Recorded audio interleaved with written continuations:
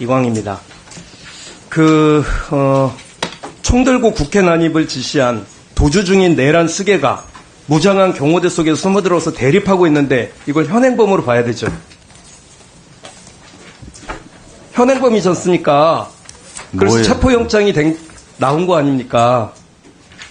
출석 불응에 따라서 체포영장이 나온 출석 걸로 불응이 알고 아니라 있습니다. 국회 난입을 지시해서 계엄 상황을 현재까지의 상황을 지속시킨 내란 수괴가 숨어 있는데 그거를 체포하기 위해서 진행 중인 거 아닙니까? 네, 그런 거 다 포함해서 그래서 체포영장이 나온 현행범이죠? 걸로 알고 있습니다. 예, 저는 현행범이라고 생각을 하고요.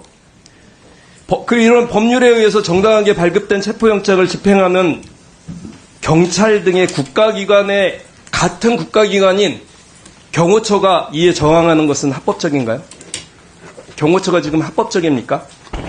정당한 체포영장 집행에 방해하는 것은 합법적이지 않다고 생각합니다. 그렇죠. 더군다나 현재 직무 정지된 내란 수괴 윤석열이 명령과 지시를 내릴 권한이 있습니까?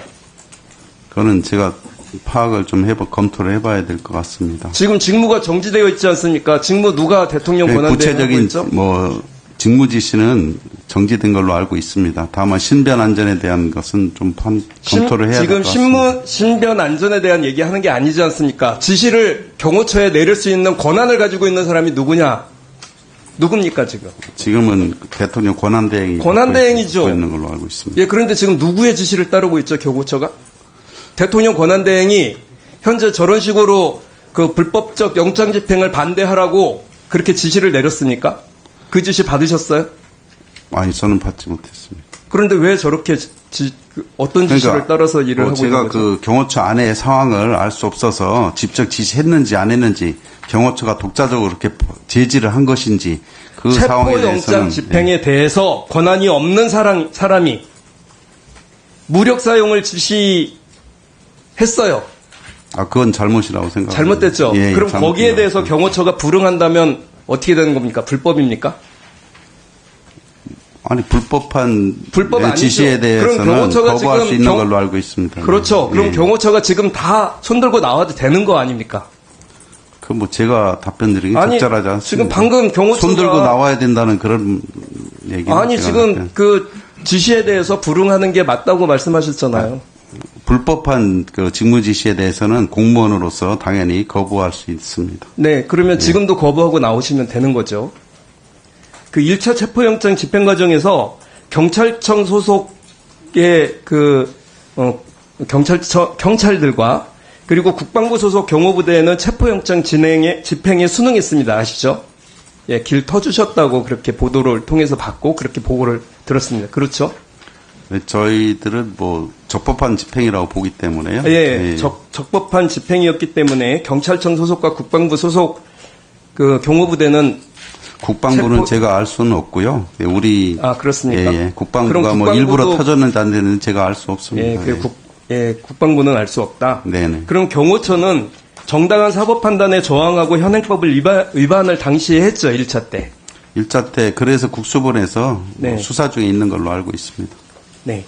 그러면은 당시에 불법적으로 체포영장 집행을 방해를 했는데 지금 2차 체포영장을 발급하고 집행을 준비 중입니다.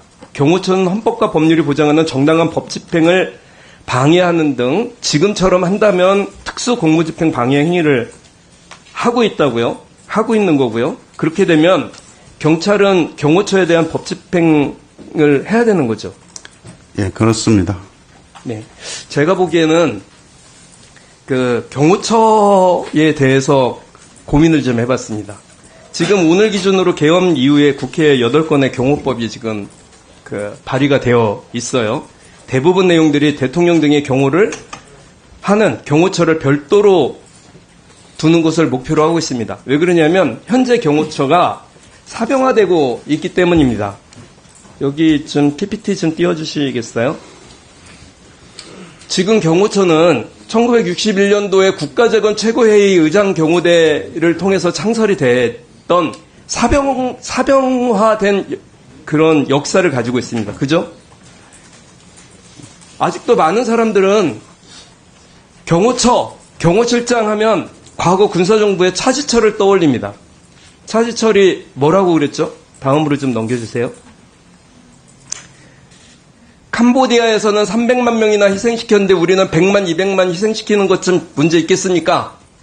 이에 대해서 당시의 통수권자가 사태가 더 악화되면 내가 직접 쏘라고 발포 명령을 내리겠다고 했었던 저건 사실이죠.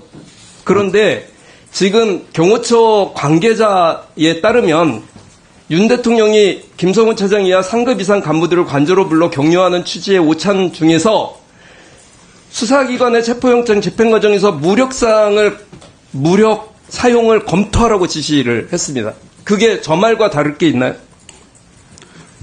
사태가 더 악화되면 내가 직접 쏘라고 발포 명령을 내리겠다는 말과 영장 집행 과정에서 무력 사용을 검토하라고 하는 지시가 다를 게 있습니까? 이런 경호처 필요합니까? 이에 대해서 경호처가 따르면 어떻게 됩니까? 거의 절대 그럴 일이 없다고 생각은 하지만 절대 그럴 일 없어야죠. 예, 당연히 물리력 행사는 절대 없어야죠. 있어서는 안 된다고 생각하고 있고요. 그래서 저는 그 국회에 회부된 법안들 저 역시 법안을 냈는데 현재 사병화된 경호처를 따로 두지 말고 경찰 등 별도의 기관을 두고 집행할 것을 판단을 했으면 좋겠다는 생각인데 준비가 만약 된다고 하면 경찰의 대통령 경호 업무 가능합니까? 저희들은 전 세계 대부분의 나라들이 독일 연방범죄수사청, 미국의 국토안보부 산하 비밀임무국, 영국 런던 광역경찰청, 캐나다는 연방경찰청 경호경비부 이런 식으로 다른 나라도 경찰이 하고 있어요. 우리도 할 수 있습니까? 입법적으로만 결정이 이번 되면 기회에 경호처에 사설화된 저런 경비부대를 없애야 된다고 생각하는데 어떻게 생각하십니까? 그건 제가 없애야 된다 말아야 된다 말씀드리는 건 부적절하고요. 다만 이제 정부 전체의 어떤 조직 체계나 역할 분담 또 입법 정책적 측면에서 고려되어야 된다고 생각합니다.